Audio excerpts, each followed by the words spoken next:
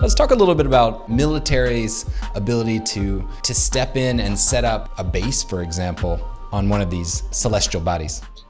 Yes, well, I won't touch upon the point of enforcement for the time being, because that's a whole different ball game. But the Outer Space Treaty is pretty clear that there are to be no military bases, stations, maneuvers, or anything like that, let alone weapons, on the moon or any other celestial body. So that's a very strict regime to which, again, I should say, the United States, Russia, China, and all the other major spacefaring nations have agreed. So if they do something like that, nevertheless, they are in violation of that agreement. So the regime limiting the military use of the moon and other celestial body is really very limited. You are allowed to use military personnel as long as it's for exploration purposes. And of course, you couldn't expect otherwise, because all the first generation US astronauts and Russian cosmonauts were, after all, military personnel, or almost all of them were. When it comes to outer space as such, however, the regime is much less strict. It only prohibits the stationing or orbiting of weapons of mass destruction, read nuclear weapons. So the use of space for military reconnaissance, for military communications, for navigation of terrestrial cruise missiles, etc., as such, is not prohibited by the Outer Space Treaty. Interesting. So if the United States wanted to set up a new US space station that was for military purposes, and they wanted to stock it with explosive rockets, they'd be welcome to do so. They couldn't build a similar station on the moon. Exactly. When it comes to the moon or to celestial bodies, what do we do with that if there's no ability to set up a military station, and there are certain rights that will eventually need to be enforced?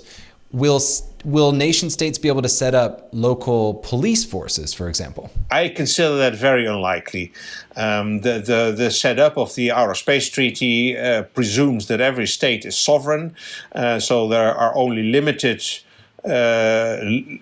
limitations to that sovereignty. I mentioned one earlier: the obligation to allow representatives of other states in your space station was precisely included in the Outer Space Treaty for that reason, so that if the Russians would have a base on the moon, United States representatives, again subject to reasonable precautions, would be entitled to visit that base just to make sure that the Russians would not harbor any weapons or other military plans there. In terms of enforcement, there is nothing in the Outer Space Treaty, precisely because it's a treaty between sovereign nations, and neither the Soviet Union nor the United States, nor presumably any other nation, would give the United Nations or any other international body the right to police that. So it's all a matter of bilateral controls. You could imagine a world where, if there's a number of commercial actors on the moon, and there might be some disputes among them, perhaps we would want the United States to have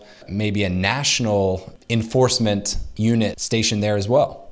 As long as it's not military, then that would be okay. But then we should also realize that the power, the competence of such an agency to deal with disputes would only extend in as far as it only concerns US citizens or US stations. So if there are two US private companies having a fight or are in a dispute over a certain place on the moon, then it's up to the US to solve this dispute between those two private operators. But if one of them is Chinese, the Chinese will never accept that a US entity would decide on a dispute between a Chinese operator and a US operator, and vice versa. The US will never accept a Chinese to decide on that, right?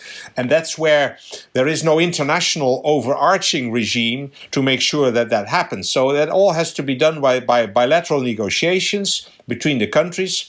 And the only thing that the treaties say about this is this limited provision requiring everyone who has a station on the moon or another celestial body to allow access to a duly authorized representative of another member state, to allow that member state to make sure that that other state or that other operator is not doing anything in violation of the treaties, read maybe harbor weapons or do anything else military which is not allowed.